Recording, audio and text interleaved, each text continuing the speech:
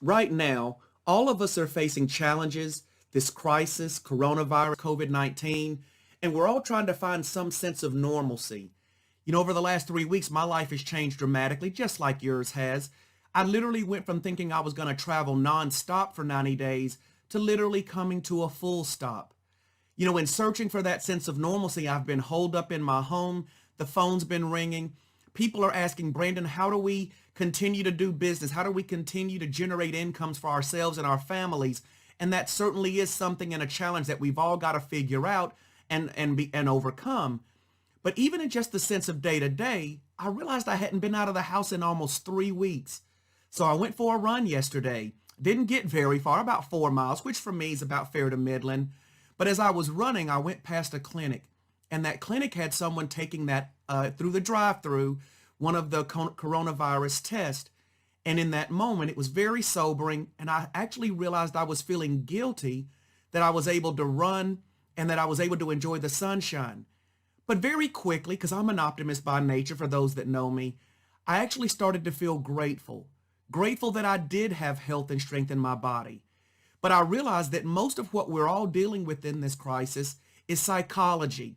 It's that our minds are being impacted, dare I even say our spirits. So I made some notes on my whiteboard, and I'm going to go through a little bit of what I like to call the psychology of dealing with crisis. Now, what makes this coronavirus and COVID-19 unique in that it impacts the entire global community.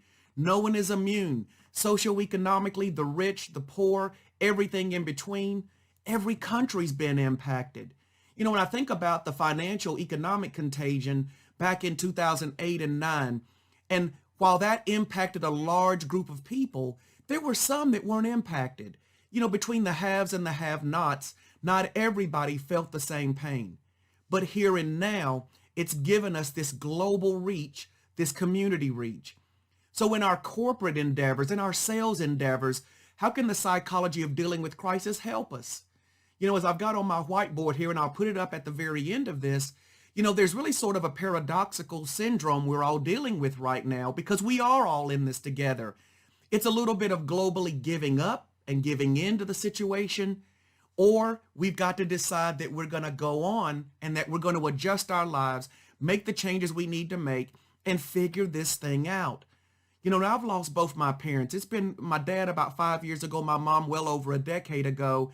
And for all intents and purposes, I watched them both slip away and take their last breaths.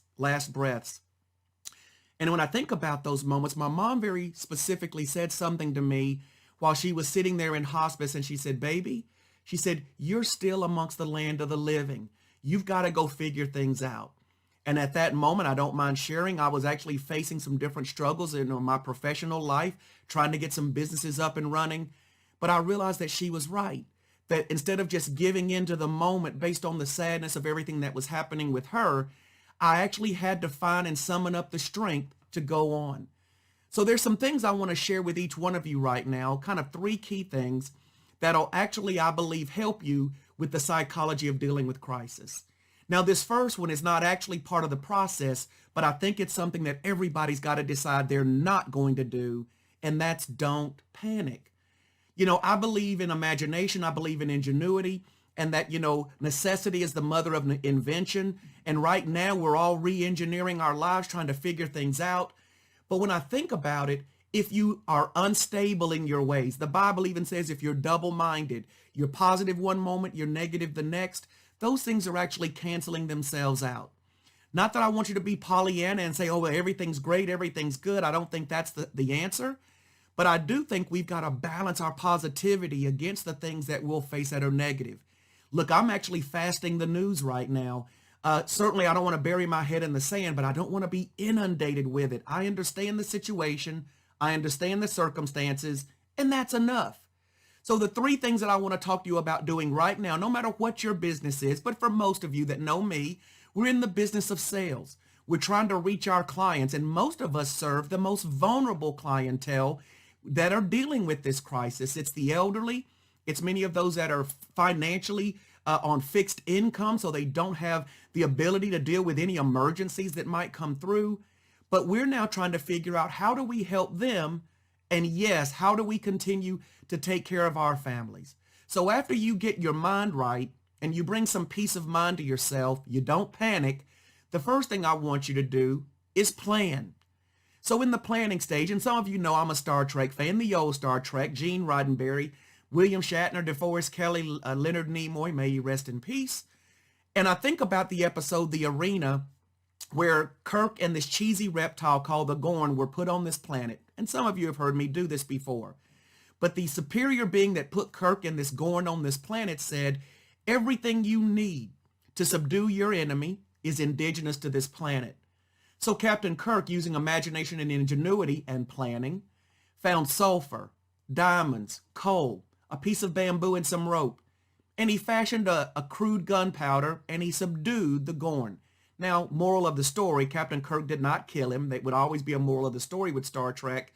But through his superior planning, and then step 2, preparation, he was able to take what the solution was in the situation and devise something that would work. And that's something else I want to talk about as you look at your situation globally. The solutions you need are actually already here. It's just that because of status quo and doing business the way you've always done business, you haven't recognized some of the things that are available in your environment. So planning is number 1 and preparation is number 2. And in terms of preparation, what do you need and who can help? Right now in the arena of sales, particularly in senior market advisor sales, the carriers are all coming together to bring ideas and actionable things that you can do to be able to conduct a virtual enrollment, a telephonic enrollment. You can do other things with other products, and we'll talk about that in another session, that you can actually help your clients with products that they're going to need. So we've planned and we've prepared. But then third and last, you've got to execute.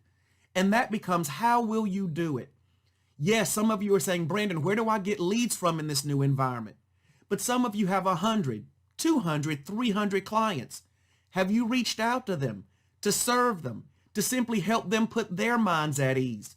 Obviously, you want to be safe, but you want to keep them safe. But you also want to serve. And the way that you could serve, again, we'll deal with this in another webinar, would be benefits. What have you already helped them with that they can use right now? Does their plan that you put them on for health allow them to go get testing? Would it allow for their co-pays to be waived? Does it contain benefits like over-the-counter where they might get some things they could use during this time and even have it delivered to their door? Like mail order pharmacy, many of your clients aren't using it.